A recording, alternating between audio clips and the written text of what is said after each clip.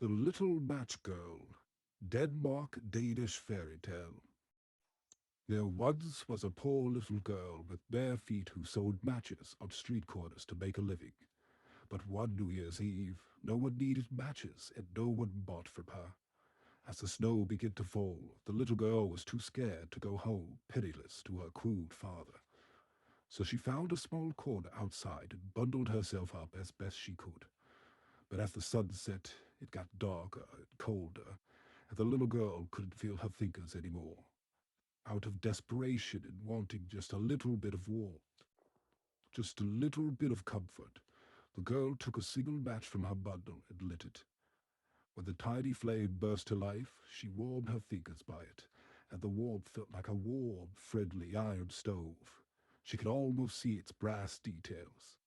But when the match burned out, the vision and cheer went with it, and the little girl was once again cold and miserable. So she lit another match. This time she saw a delicious holiday feast with a roast goose and apple stuffing. Again, the vision vanished with the flame. The third match showed a magnificent Christmas tree with all the trimmings and finery, until it too snuffed out, leaving a single star in the sky that plummeted to earth. The little girl remembered shooting stars and how her late grandmother, the only person who was ever loving and kind to her, told her shooting stars meant someone was dying in that moment. She lit a fourth match and saw her grandmother before her, just as kind and sweet as ever. The little girl feared that, like the visions before, her grandmother would disappear when the match burned out. So she lit the entire bundle. In the bright blaze, her grandmother smiled and took the little girl's hand.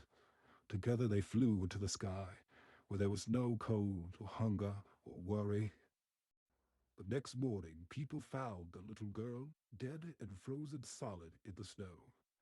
But none saw her gentle smile or knew her happiness. Out of desperation, what are you holding on to that you know ought to be let go? Good day, people.